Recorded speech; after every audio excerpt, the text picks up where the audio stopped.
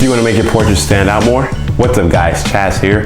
If you're new to my channel, I basically teach you photography tips on how you can better your photography. If you could do me a favor, hit the thumbs up and subscribe button. It really helps the channel grow. That way I can continue to bring you guys content. I'm going to take you over this technique I call dodging and burning for the portraits. And before I started implementing this technique, my portraits were really flat, and I really wanted to bring them out a little bit more and be more eye-catching. And so I started doing this, and I'm going to show you how to do that right now.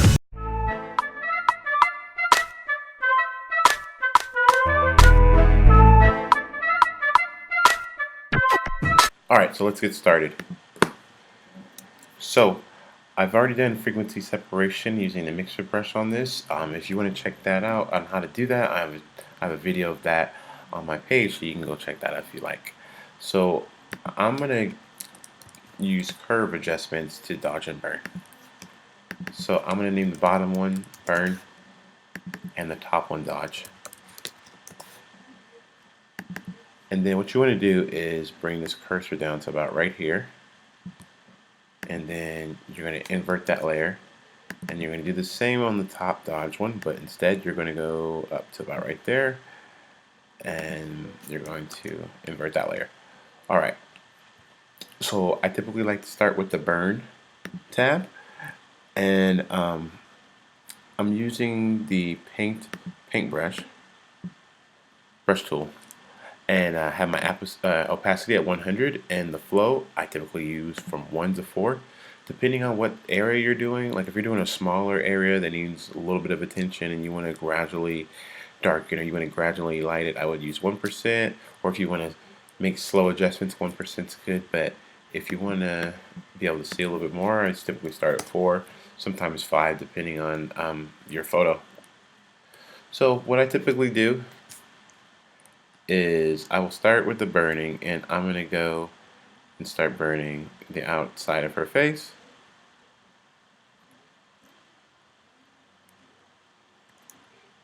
Basically in the areas that are darker as well. You want to kind of go over those.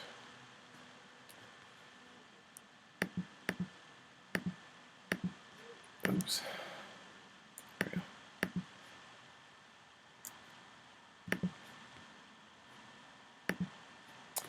So then I'm going to go on the sides of the nose, go under the nose, and then I go over the eyebrows,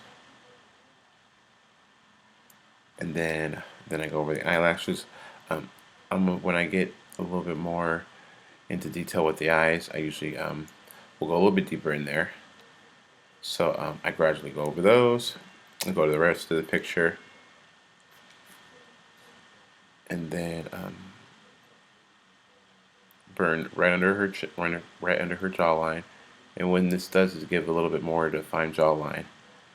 And if you want to make areas seem smaller without adjusting their face, see it's dark in here. The more you burn in here, the smaller the edges will be. They're very minimal. It doesn't really do too much, but if you want to fine tune a little area, and then give a burn layer right under the neck, and then right under the lips.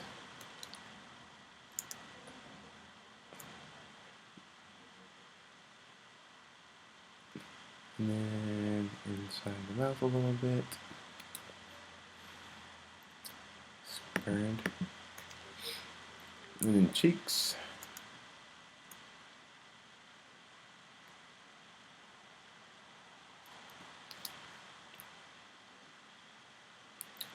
So basically what I'm doing is just bringing the highlights out and burning a little bit under here, and then under the nose, under the lips, eyebrows, eyelashes on the side of the nose, outside of the head, and then you go in here and then burn some pieces of the hair where there are darker spots.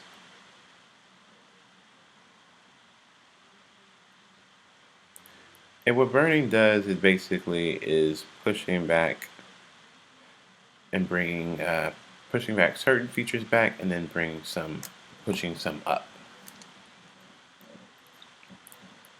it really brings a 3D feel to your photos.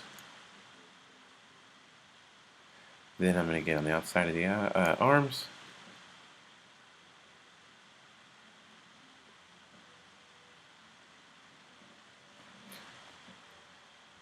So you can see the difference that we've been doing. And actually, I was going to switch over the burn, but I'm going to go a little bit more in here. Then burn a little bit more on the side of the nose. I always like to fine tune after kind of taking a step back and seeing what's been done. And I'm going to group these two layers together, that way it's a little cleaner. Now I'll be able to adjust both once I start on the dodging. So for dodging, what I typically do is, depending on how many highlights or how much highlight is on the model's face, I won't mess with it too much. It'll just be a light layer. So I'm going to drop this down to 1%. If this is a darker photo, obviously I would be use a little bit more heavier of opacity, but her face is pretty well lit, so I'm not going to do too much.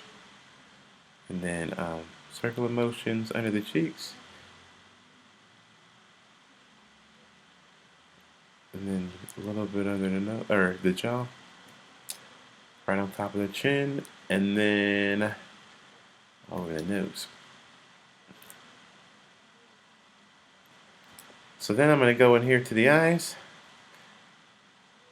And I'm going to dodge a little bit more the eyelid. And I'm going to go under here and redo some of the eyelashes. So, and then on the side of the eyes. And then if you can see really in the eye, I also like to dodge these little areas. Brings the eyes out a little bit more. And so I will bring that flow up to 9% so you can see that from a distance when your photos in the correct zoom. So let's see. You can see what we've done right there.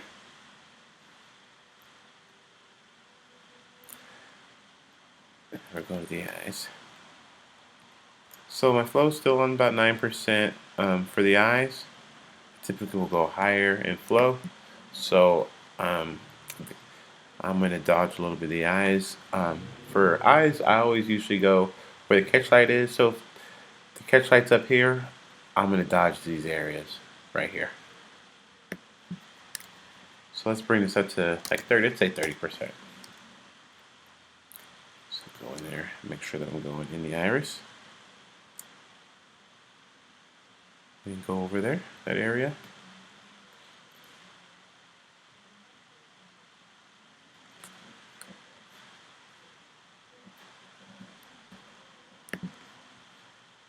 And then that's when I would switch to my burn layer, drop my flow down to 4%, and then get a little bit more detail with these areas in here. So I'm going to go on the outside of the iris, pupil.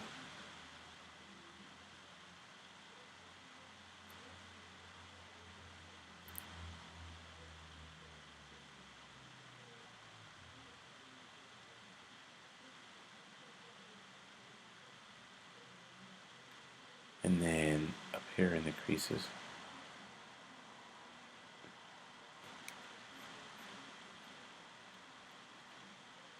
So see the difference? So you can already kind of see the difference dodging and burning makes. This photo, especially after you do frequency separation or whatever type of retouching you're doing, it kind of sometimes will make the photo a little bit flat, maybe some shadows you brushed away. And with dodging and burning, it'll bring back those details. And so, like I did with the hair earlier, I'm going to go dodge some of those layers. So flow can still be at 4.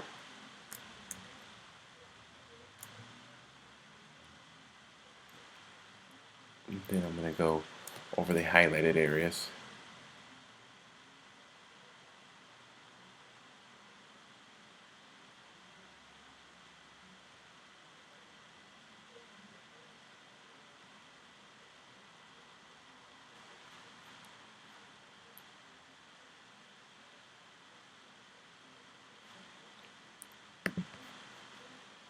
back to burn. And usually the hair is a little bit sometimes lighter on the edges, so I'm gonna go and dodge that, and that just brings back brings back the darkness in the hair.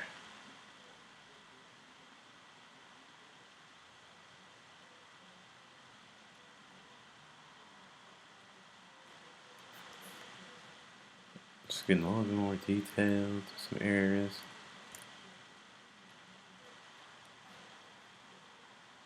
Alright, so that's how you dodge and burn a portrait, and really brings out the definition, really brings out, it gives you a 3D feel, brings back all those details and the curves that you need. Alright, so let me know in the comments what you think. Did this help you? Do you dodge and burn your photos? Will you start? Alright, thank you for watching.